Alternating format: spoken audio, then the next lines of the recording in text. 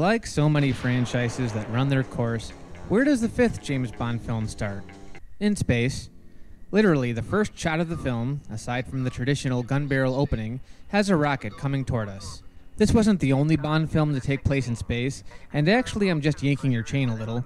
Very little takes place in space, but it is nonetheless an interesting setup to a series that until now was grounded. But I think there's something to be said about the fact that over 5 films we've gone from land to underwater to outer space. So basically, an American spacecraft is hijacked by an unidentified craft. The astronaut is simply cut away from life support as the craft is swallowed. It's a pretty overwhelming shot and nicely sets up the suspense. We find James in Hong Kong doing what he does best. Why do Chinese girls taste different from all other girls? When something happens that defies a James Bond film. He gets shot to death by Chinese assassins. That's not exactly the most conventional way to open up one of these films. But again, like the space scene, it grabs my attention.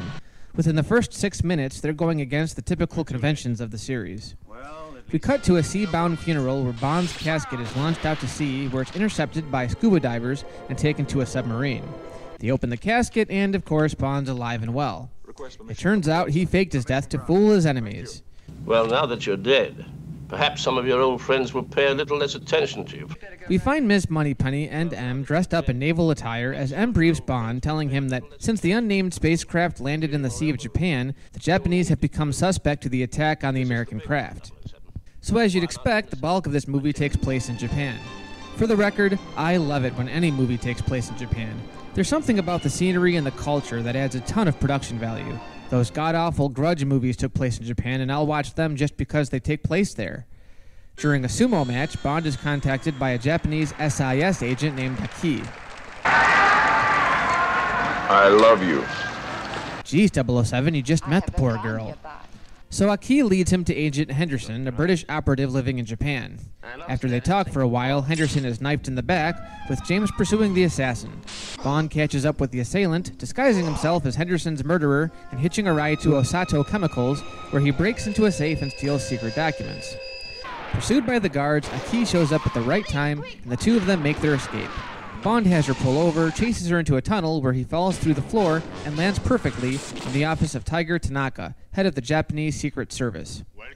Now, as soon as Tanaka opens his mouth, this starts to seem mildly like an old dubbed Jackie Chan film. I am a trifle disappointed at the ease with which I could pull you in.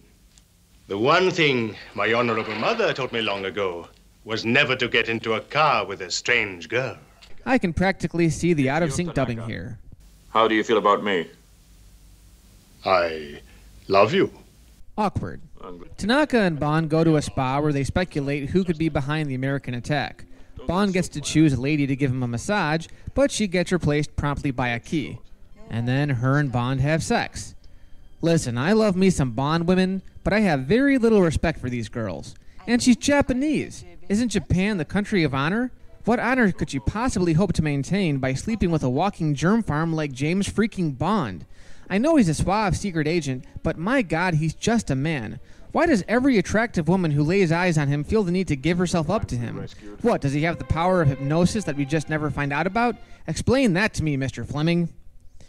Now, you see my rant right there? This is what every man watching these films was going through when these movies came out. That's the appeal of James Bond. If I were Bond, I'd have to admit, I wouldn't mind the attention, even if they did come with the occasional STD. Oh, come on, 22 movies and not one cough?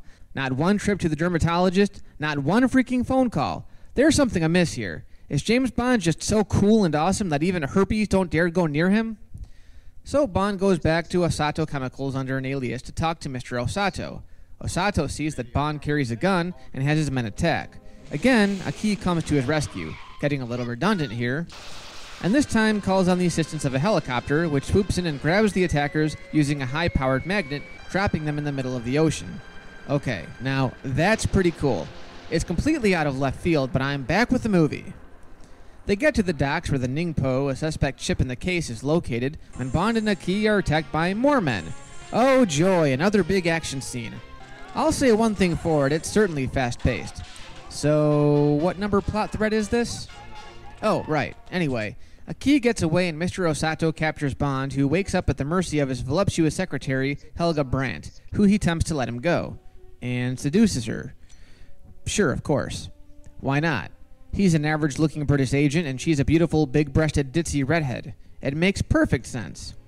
Now, this girl I respect. She actually gets the drop on him for a change. They go up in the air where she traps him and escapes via parachute. Of course, James uses his masterful karate skills to get out of his predicament, piloting the plane to safety and jumping out just as the plane explodes.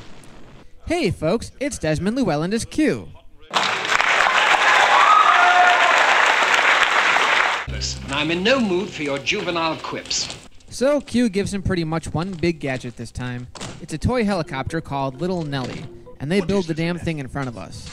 This can only be for children. Don't use it, Bonsan. Now, despite looking like a Tinker toy, this is probably one of the franchise's most memorable vehicles.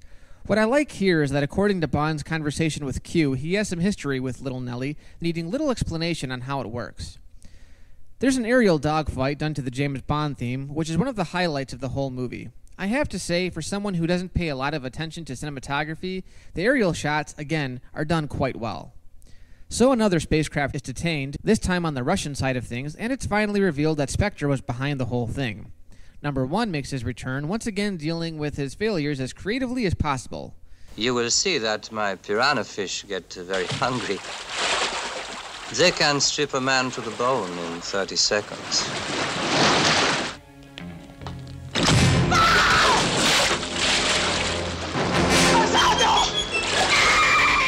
Kill Bond! Now! And is it me, or does number 1 sound a little like... Oh hell, why spoil the surprise? So Bond gets back to Tanaka and reveals that he needs a band of warriors to help him go up against Spectre. And Tanaka gives him ninjas. How so Japanese? But seriously, for one moment, it's almost like Tanaka is taking Q's job. It's very useful for people who smoke too many cigarettes like you.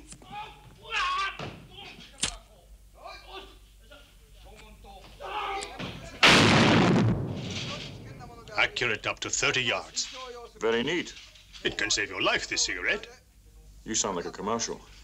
So here's Tanaka's master plan. He's going to put Bond through a rigorous training course to become a skilled ninja, and for additional cover, he's going to force him to take a wife. Now, the idea of Bond taking a wife is, well, let's just say out of character. Is she pretty? She has a face like a pig. To hell with that idea. How shallow can you get? Oh, yeah, and he has to become Japanese. Literally, they make him look like a Japanese man. Aki and her merry band of half-naked geishas actually make him up to look oriental. He looks like Mr. Spock. I do not understand the question. So Mr. Bond-san wakes up and finds that his beloved Aki was poisoned in the middle of the night. So what's the count? He slept with 2 girls so far, and both of them are dead. Is that the enemy, or is that the STDs at work? So the big day comes, and we're kept in suspense while we wait for Bond's wife to arrive. Thank God, no. Heavens, no. I like that key better. I shall sleep over there. We're supposed to be married. Think again, please. You gave false name to priest. Yes, but we must keep up appearances. We're on our honeymoon. No honeymoon. This is business. Denied. Okay, Aki was prettier, but this one's smarter. I spoke too soon. So Bond disguises himself and infiltrates Spectre's volcano lair. Bond gets ready to enter the next spacecraft, but is stopped by number 1, who's played by none other than...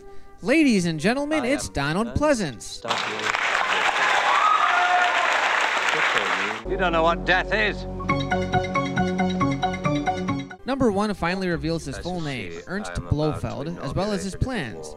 In a matter of hours, when America and Russia have annihilated each other, we shall see a new power dominating the world. Plans that involve taking over the world.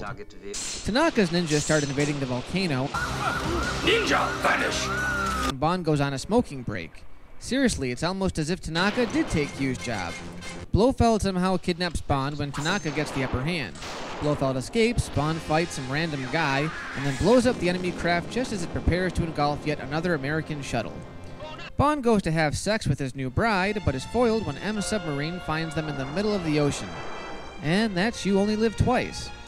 Honestly, this one's a thrill ride. The thing is, it has a very epic feel to it, much like Thunderball, but it's not as drawn out, utilizing a lot of really cool action sequences and gadgets.